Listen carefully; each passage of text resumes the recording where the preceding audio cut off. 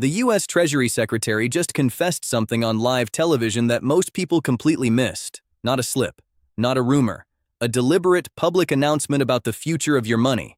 And if you don't understand what he said, you will feel it. In your savings, in your retirement, in your grocery bill. What he said in 4 words is the most consequential thing any American official has said about money in 50 years. Stay with me, because by the end of this, you will understand something that most people around you never will. Here are those 4 words. Bretton Woods realignment moment. That phrase, spoken by Scott Bessent, the man legally responsible for the US dollar, contains a blueprint for what is about to happen to every dollar you own. But to understand why it matters, you need to understand what happened the last time those words were relevant. Because the last time the rules of money changed like this, one group of people became generationally wealthy, another group watched their savings quietly disappear, and never understood why. I'm going to show you both sides of that story, and then I'll tell you exactly where we are today. If this is the kind of content you want more of, the stuff they don't teach in school, hit subscribe right now. New breakdowns every week. July 1944. World War II is not yet over, but its outcome is becoming clear. Representatives of 44 nations gather in a small town in New Hampshire, Bretton Woods, to answer one of the most consequential questions in modern history. What should money be anchored to after the war? Their answer was elegant. The US dollar would be the world's reserve currency. Every other currency would be pegged to the dollar, and the dollar itself would be convertible to gold, at a fixed rate of $35 per ounce. The United States held the majority of the world's gold after the war. That made the dollar as trustworthy as the metal in the vault. The supply of dollars was physically constrained by the supply of gold America held. You couldn't just print more. The system had a natural ceiling. Inflation stayed low. Trade stabilized. The American middle class was built during this era. The 1950s and early 1960s represent the highest point of broad-based prosperity in American history, and the Bretton Woods monetary system was the foundation underneath all of it. Then the United States broke the one rule the whole system depended on. The Vietnam War was expensive. The Great Society social programs were expensive. The government needed more dollars than its gold supply could honestly support. It was issuing receipts it didn't have the assets to back. Other countries noticed. France, under Charles de Gaulle, one of the few heads of state who actually understood monetary systems, demanded physical gold in exchange for French dollar holdings. That was their legal right under the Bretton Woods Agreement. Other nations started lining up. The gold was flowing out of Fort Knox faster than anyone could stop it. On August 15, 1971, President Nixon appeared on national television, interrupting a popular Western program, and made an announcement that changed the world. The dollar's convertibility to gold was suspended. Temporarily, he said. That temporary suspension has now lasted 54 years. The dollar became a fiat currency, backed not by gold, but by trust. Trust in American institutions. Trust in American markets. Trust in America's willingness to manage the currency responsibly. And for decades, most of the world extended that trust. But now, for the first time in half a century, an American Treasury Secretary is saying publicly that the system needs to be rebuilt. The question is, rebuilt into what? If you're finding this valuable, subscribe so you never miss a breakdown like this one. This is the context the financial news cycle never gives you. Here's what almost nobody is talking about. This restructuring is not accidental. It is not being forced on the United States from the outside. It is deliberate policy, designed, announced, and currently being executed by the people who run the U.S. economy. There are 3 specific moves happening right now that together form a coherent strategy. And when you see all 3 together, the direction becomes unmistakable. I'll tell you all 3. But first, I need you to understand the scale of what's at stake for your personal finances, because this is where most commentary completely loses the thread. Here is a sentence that should stop you cold. A Treasury Secretary publicly targeting a 20 to 40% depreciation of the dollar is publicly announcing a 20 to 40% reduction in the real value of every dollar-denominated account in existence. Your savings account balance will not change. The number will look the same. But what that number can buy, in the global economy, in imported goods, in real terms, will be worth significantly less. This is not a prediction. It is the mechanism of deliberate currency depreciation. And it has precedent. The dollar has already lost over 90% of its purchasing power since Nixon closed the gold window in 1971. Not in a crash, not in a crisis. Gradually, silently, continuously. The person who saved dutifully throughout the 1970s and 1980s, keeping money in a bank account, earning nominal interest, didn't feel poor on any given Tuesday. They felt poor when they retired, when they tried to buy a house, when what they expected their savings to be worth turned out to be a fiction. The current policy environment is explicitly designed to accelerate that same process. The only difference is that this time, unusually, remarkably, the people running the system are saying so out loud. So what are the three moves? Because once you see them together, you can't unsee them. The first move is a deliberate weakening of the dollar. Inside the administration, this is being called the Mar-a-Lago Accord, a deliberate echo of the 1985 Plaza Accord, when major nations coordinated a dollar depreciation to correct an overvaluation that was destroying American manufacturing. The current dollar, by the administration's own analysis, is similarly overvalued, strong enough to make American manufactured goods uncompetitive, strong enough to sustain the trade deficits the administration views as evidence of a broken system. The target depreciation being discussed, 20 to 40%, would be the largest deliberate adjustment of the dollar's value in 40 years. The second move is financial deregulation, the unwinding of the regulatory architecture built after 2008.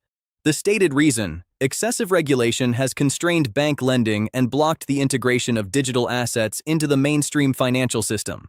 The real consequence, deregulation increases the system's capacity for credit creation, which is inflationary. The 2008 crisis was caused precisely by the kind of leverage and risk-taking the post-crisis framework was designed to prevent. Removing that framework doesn't eliminate the risk, it redistributes it, from bank balance sheets to the broader economy, to savers, to taxpayers. The third move is tariff-driven reshoring of manufacturing. The logic is that decades of globalization have hollowed out American industrial capacity, created dangerous supply chain dependencies, and exported the employment base of the working and middle class. Tariffs raise the cost of imports, making domestic production relatively more competitive. The costs are front-loaded. Consumers pay more immediately.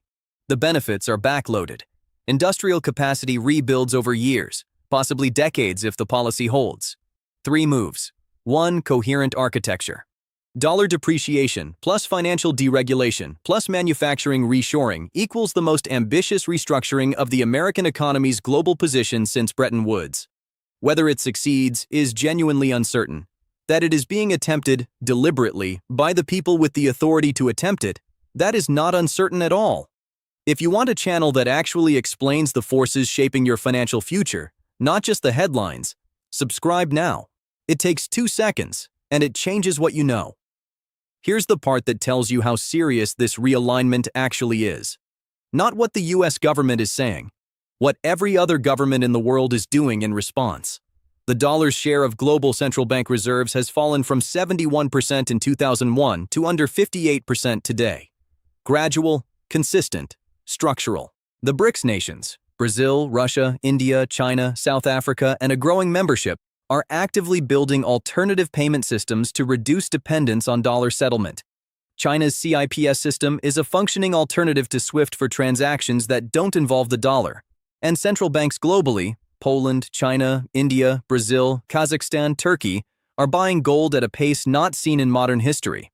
Over 1,000 tons purchased last year, record levels sustained over multiple consecutive years. These are not fringe actors. These are the people who understand better than anyone how currencies are created and what determines their long-term value.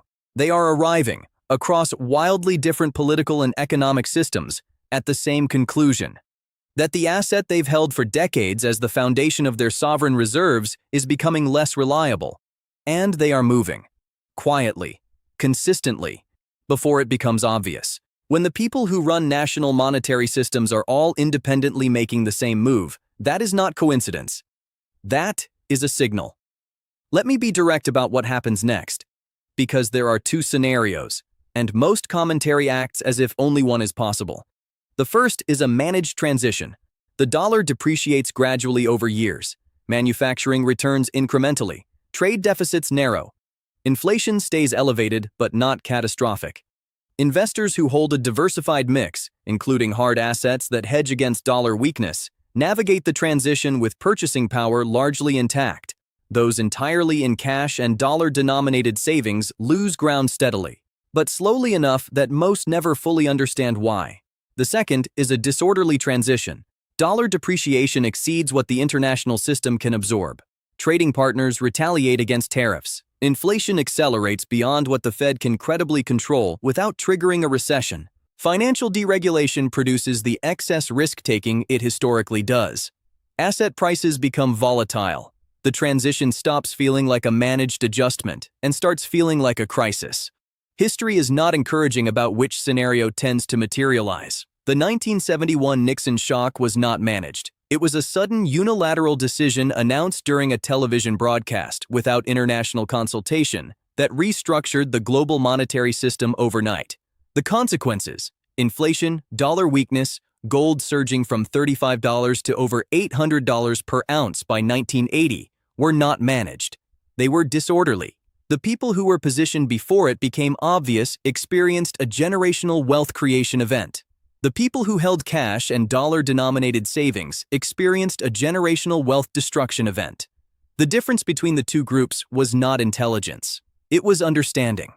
The current realignment is being conducted more deliberately and with more advance warning than 1971. Besant is saying in public what Nixon refused to acknowledge until the moment he had no choice. That transparency is genuinely valuable. It gives anyone paying attention an opportunity to understand the direction of the transition and position accordingly before the most acute phase arrives.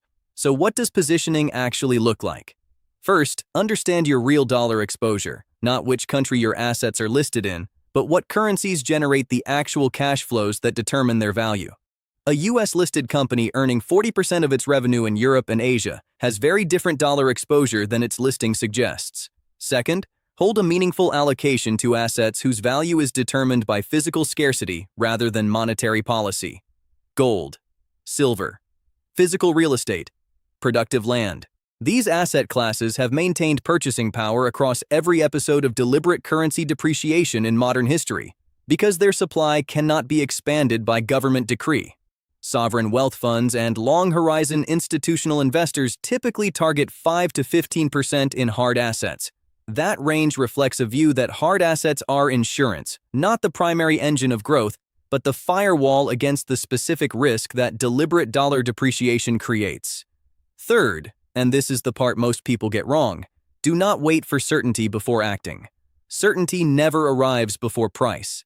The optimal window in any major monetary transition is the period between when the mechanism becomes visible to those who understand it and when it becomes obvious to everyone.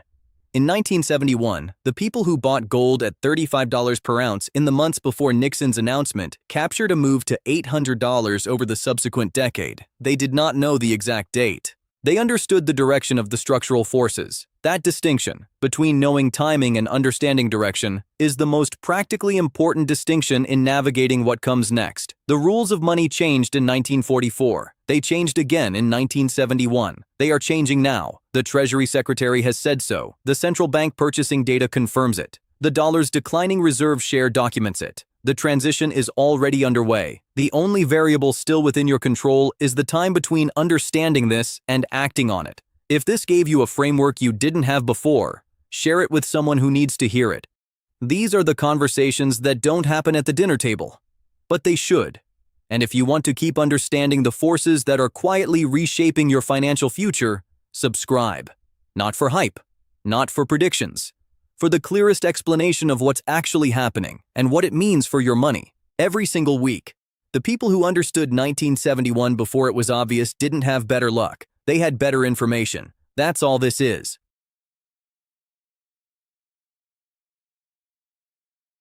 Urgency. Breaking. U.S. Treasury confirms dollar realignment. Now, Treasury, dollar collapse. Treasury, Bretton Woods, 48 chars. Curiosity. Question. What did Besant just admit about your savings? Scott Besant, money alert, 47 chars. Consequence. Impact your savings. Lose 40%, and the U.S. planned it. Dollar devaluation. Wealth warning. 46 chars 3. Short video topic: U.S. Treasury Secretary publicly confirms deliberate plan to devalue the dollar by up to 40%. 4. Content angles identified: URL 1. Government deliberately destroying dollar purchasing power. 2. Central banks globally dumping dollars and buying gold. 3. History of 1971. Nixon shock repeating right now. 5. Most viral moment scroll stopper. The U.S. Treasury Secretary just publicly announced a plan to cut the real value of every dollar you own by up to 40%. And almost nobody understood what he said.